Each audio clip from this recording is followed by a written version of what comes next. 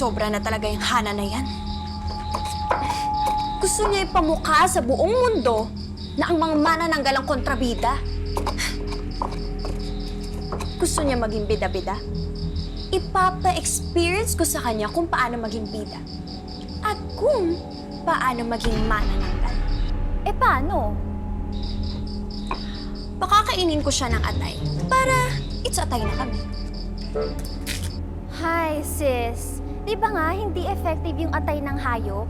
Ang effective yung atay ng tao para tuluyan siya maging manananggal. Oo nga, no? Sabi ko naman sa'yo eh, wala akong alam sa mga ganyan. Because I'm a Gen Z manananggal. Tsaka, never akong pumatay at kumain ng tao. Okay na sa akin yung mga atay ng hayop. What if ipahid mo sa kanya yung langis ng manananggal para mas maging smooth yung paglipad at paggalaw niya?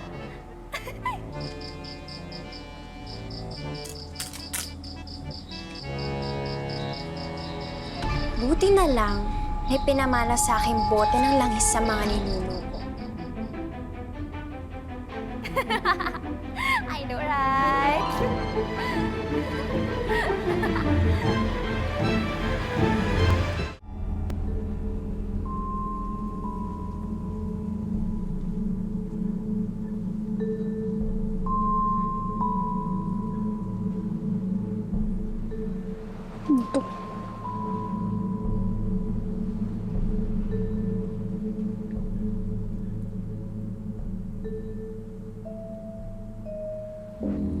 Tihap, tihap, liyo ar. Tihap, tihap, liyo ar.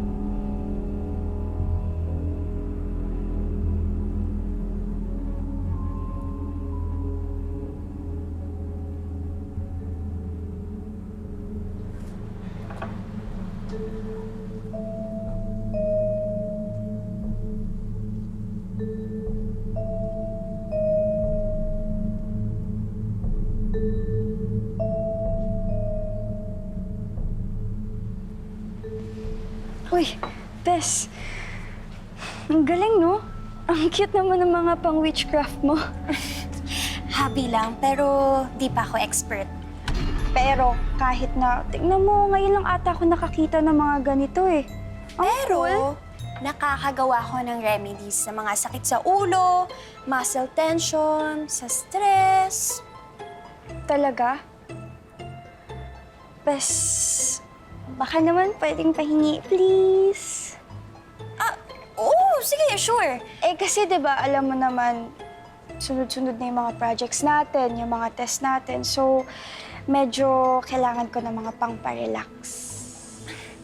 Gusto mo magpahit tayo bago tayo magmerienda?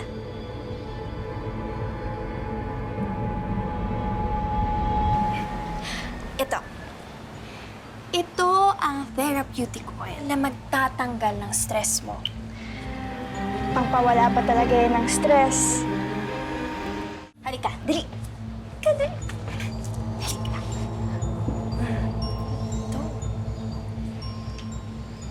Sure ka ba, Bes? Talaga, nakaka-relax yan, ha? Relax and enjoy the soothing effect nitong therapeutic oil. Yan. Oh, dito akit natin sa braso. Yan. Yan. Alam mo, magaling din to sa kabag. Talaga? Alam mo nga, Bes, lately nga sumasakit yung tiyan ko eh. Feeling ko lagi akong kinakabag. Feeling ko dahil sa stress, alam mo na, dahil papalapit na yung mga exams natin. Ay, eto, effective to. Sige nga. Ay, teka lang bes ha.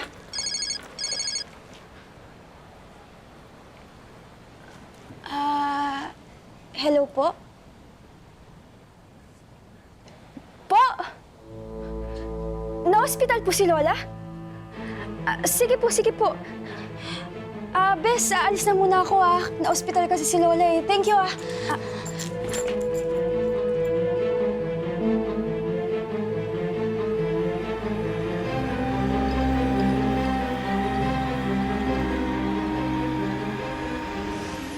Oh, Lola. Uminom na po ba kayo ng gamot niyo? Naman. Kaya lang nalimutan ko yata uminom kanina. Ay, naku, Lola. O sige, ganito na lang po. Kahit nasa school ako, i-check ko pa rin po kayo kung nakainom na po kayo ng gamot nyo para po hindi po kayo nakakamiss ng dose. Okay? Pasensya ka na ha. Naabala pa kita. Nakadagdag pa ako ng problema mo sa school. Siyempre po, Lola ko po kayo at love na love ko po kayo. Kaya, mas mahalaga po sa akin yung health nyo tsaka yung happiness nyo.